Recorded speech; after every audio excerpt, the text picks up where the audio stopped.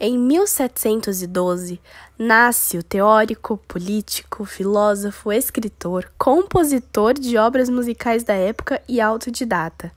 Nasce Rousseau, na cidade de Genebra. Rousseau teve muitas dificuldades na sua infância, pois a sua mãe faleceu durante o parto e o seu pai o deixou quando ele tinha apenas 10 anos. Ele teve uma escolaridade muito incomum, pois ele não frequentou a escola por muito tempo. Ele foi educado em casa na maior parte da sua infância. Além disso, o filósofo começou a trabalhar muito cedo, então ele foi muito explorado. Depois de muitos anos, ele arrumou uma amante parisiense e com ela começou a estudar música e filosofia. Ele publicou algumas obras com a ajuda de Diderot. Aos 37 anos, ele se tornou famoso por suas obras. E ele começou a ser convidado para frequentar jantares com pessoas extremamente influentes na burguesia da época. Porém, ele não se agradava com esse ambiente. Ele teve 5 filhos com a amante parisiense, porém os coloca em um orfanato. O que é muito curioso, porque anos depois ele passa a escrever sobre como educar uma criança. Em 1762, ele publicou Emílio ou de Educação, e ele foi duramente criticado. E devido a essa obra, ele precisa se refugiar para não ser preso. Durante esse refúgio, ele começa a fazer questionamentos em relação à religião. Rousseau morre em 1778, aos 66 anos. O Iluminismo foi um conjunto filosófico que teve como principal oponente a sociedade do Antigo Regime e seus modelos políticos e sociais entre os séculos XV a XVIII. Surgiu primeiro na Inglaterra, depois ganhou força na França no século XVIII, que ficou conhecido como Século das Luzes e deu força a várias revoluções como a Revolução Francesa e a independência dos Estados Unidos. Os filósofos iluministas eram um conjunto de homens que estavam muito à frente de seu tempo. Eles criaram ideais políticos, econômicos, jurídicos e sociais que são a base do mundo moderno. Declaravam que as ideias trazidas por eles tinham o objetivo de iluminar as sociedades da sua época. Na maior parte do mundo ocidental hoje, vigoram os princípios da liberdade de expressão, da liberdade política e tolerância religiosa, exatamente a contraproposta do antigo regime que esses iluministas fizeram.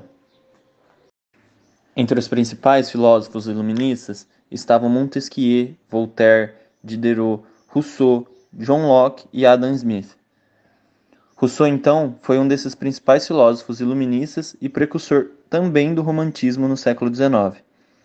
Porém, enquanto iluministas como Locke, Voltaire e Montesquieu tinham em comum a defesa do individualismo, Rousseau se diferencia por ser o único a criticar esse modelo. Sua marca registrada é a crítica à propriedade privada, pois ela seria a principal causa da miséria e da desigualdade social entre os homens. Criticado principalmente por Voltaire, que dizia que Rousseau tinha uma predisposição a querer converter os homens de volta em animais. Só que Rousseau não busca retornar o homem à primitividade, ao estado natural, mas ele busca meios para se diminuir as injustiças que resultam da desigualdade social. Defendia a democracia como instrumento necessário para que houvesse, de fato, o respeito à igualdade de direitos e deveres políticos. Defensor da democracia direta, em que o indivíduo vai à rua e defende ativamente seus direitos e interesses, prevalecendo a vontade da maioria do povo. Em 1762, foi lançado o livro Emílio de Educação, uma obra escrita por Rousseau, que falava sobre a natureza do homem e a pedagogia das relações humanas. Essa obra filosófica foi escrita em forma de um romance crítico. Nele, o autor criticava as escolas e as instituições, uma vez que elas não eram capazes de formar sujeitos completos que fossem úteis para a sociedade. Então, eles eram vazios e infelizes. Ele, então, deu como solução a educação natural, que seria feita por meio da reconciliação entre o seu eu e o mundo ao seu redor.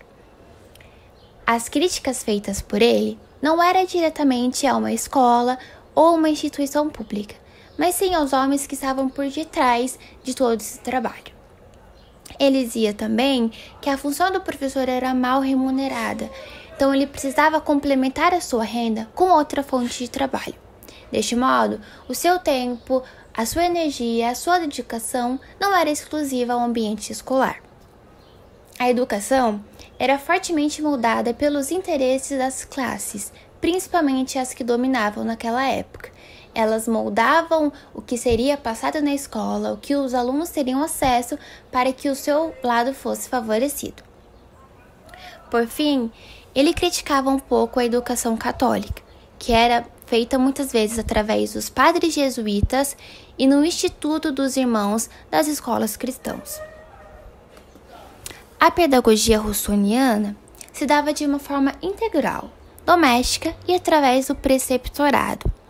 Ela se iniciaria em um ambiente mais afastado, principalmente no campo, e depois, quando o aluno já estivesse em uma maturidade, ele seria introduzido no meio social.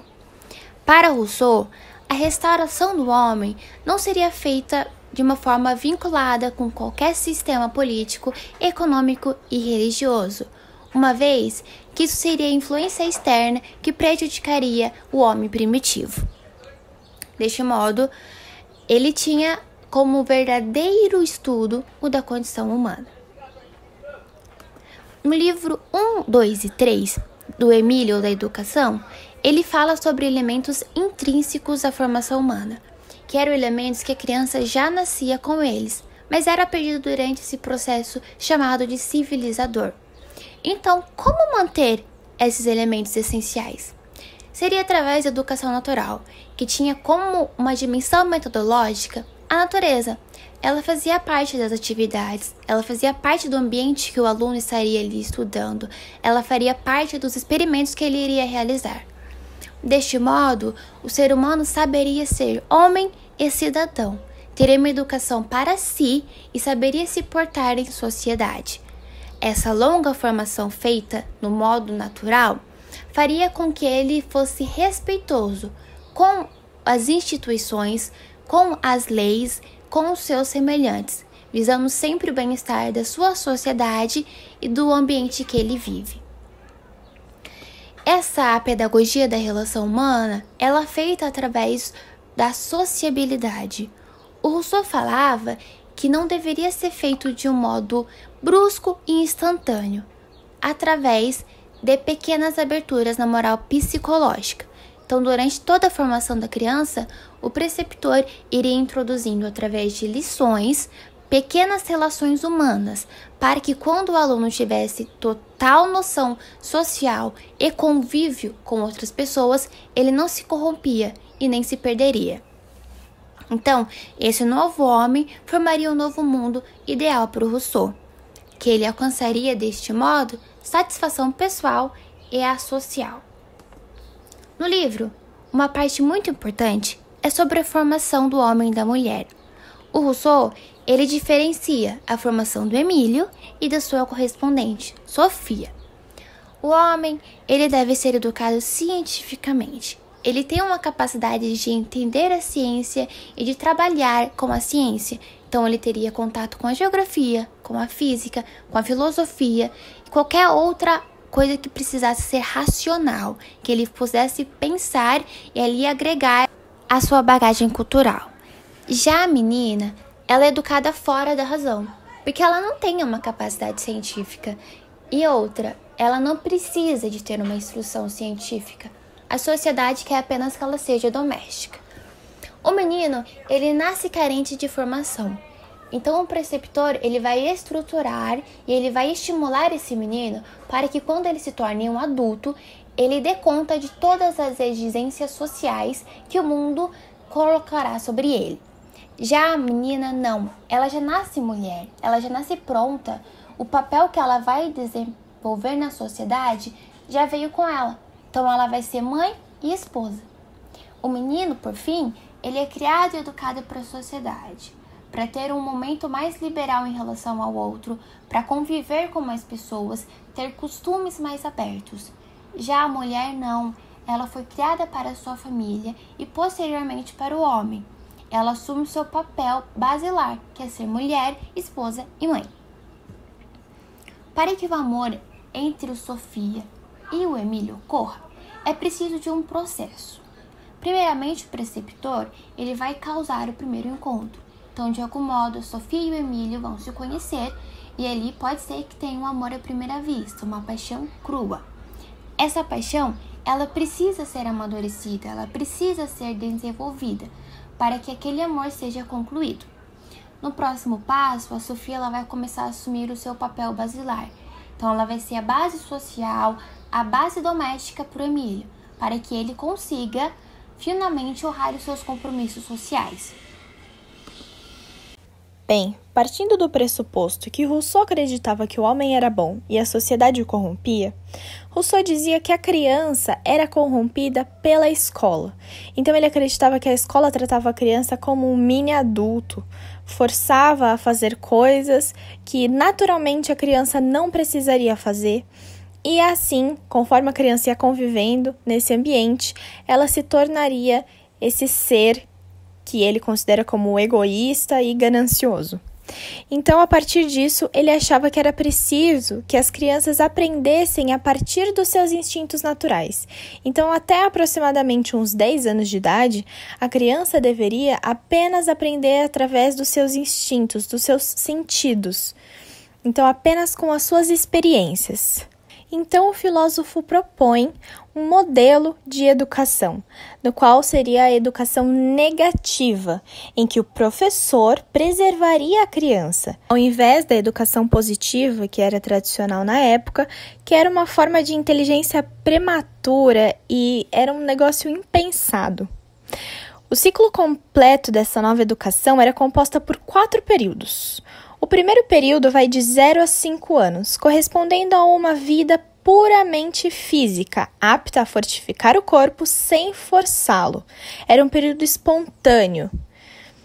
O segundo período vai de 5 a 12 anos, e é nele no qual a criança desenvolve o seu corpo e seu caráter no contato com as realidades naturais, sem a intervenção ativa do professor. No terceiro, o professor intervém mais diretamente. Nesse período, que vai de 12 a 15 anos, é no qual o jovem se inicia essencialmente pela experiência, ao mesmo tempo em que ele aprendia uma profissão manual ou um ofício. A quarta parte é dos 15 aos 20 anos, e ele compreende-se pelo 4º período em que o homem floresce para a vida moral, religiosa e social. Portanto, Rousseau era a favor de uma educação na qual as crianças não ficariam presas dentro de uma sala de aula. As crianças teriam aulas práticas. Nas aulas de física, química, eles iriam para um laboratório. Nas aulas de geografia, eles iriam para o campo. Então, as aulas eram menos fechadas em sala de aula. Além disso, ele não acreditava em uma educação livresca. Ele não concordava em uma educação que seria forçado as crianças a lerem um livro, a estudarem, visando um futuro ainda incerto. Ademais, vale ressaltar que Rousseau sempre falou muito sobre a importância da família, a importância dos pais para formar o indivíduo e para encaminhar o indivíduo de acordo com a ordem natural e formar o homem perfeito conforme os atributos da natureza. Mas então, quais são as características do homem perfeito para Rousseau? Para Rousseau, o homem perfeito é o homem natural. É o homem que não mudou a sua essência desde a sua infância, que foi educado para si, que cresceu sem se deixar levar pelos encantos e a ganância. Muitas pessoas acreditaram que Rousseau queria que o homem voltasse a ter o espírito, o comportamento animalesco, mas na verdade não era isso que Rousseau queria. Rousseau apenas propunha uma igualdade de direitos e deveres políticos, respeito por uma vontade geral, educação pública para todas as crianças, um sistema econômico, financeiro, combinados com os recursos da propriedade pública. Portanto, para Rousseau, um homem perfeito é um homem natural, que não se deixa corromper pela sociedade. Um homem natural que cumpre com todos esses caminhos que Rousseau propõe e que não é desigual na sociedade. A educação proposta por Rousseau foi fortemente criticada por alguns teóricos, por ser uma educação elitista, que fazia do preceptor uma base para a formação do aluno e o ambiente também. A educação poderia ser vista como individualista, uma vez que o contato com outras crianças ou outros adultos se demorava, o que dificultava a troca cultural que poderia ocorrer nos anos iniciais. Por se tratar de uma abstração ideológica e utópica, toda a pedagogia escrita por Rousseau não teve algum tipo de experimentação ou fundamento teórico. Então isso era algo apenas pensado através das suas observações, mas nada que já tinha sido praticado. Por possuir um caráter ahistórico e também um otimismo exagerado em relação ao natural. O fato da sua educação ser proposta em um ambiente natural não significava que todas as necessidades humanas seriam supridas e que todos os problemas sociais seriam solucionados. Por fim, a péssima concepção da educação da mulher. Mesmo estando em uma época fortemente mudada pelo machismo, alguns outros teóricos já tinham avançado em relação a como se educar uma mulher. Já o Rousseau não, ele manteve o conservadorismo sobre a educação. Tão importante quanto a descrição proposta do Emílio de Rousseau é o conhecimento de sua vida para que se possa demarcar sua posterioridade nas áreas de política, filosofia, psicologia infantil, literatura, sociologia, entre outras. Suas obras inspiraram reformas políticas, econômicas e educacionais, deixando contribuições-chave para a teoria e a prática da política moderna. No contexto de sua época, Rousseau formulou princípios educacionais que permanecem até os nossos dias, principalmente quando afirmava que a verdadeira finalidade da educação era ensinar a criança a viver e aprender a exercer a liberdade.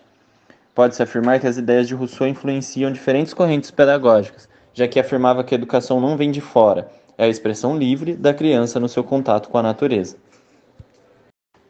O autor, no século XVIII, já propunha que a criança primeiramente brincasse e praticasse esportes, pois através da brincadeira aprenderia a linguagem, o canto, a aritmética e a geometria e, assim, criaria princípios para a construção de sua autonomia.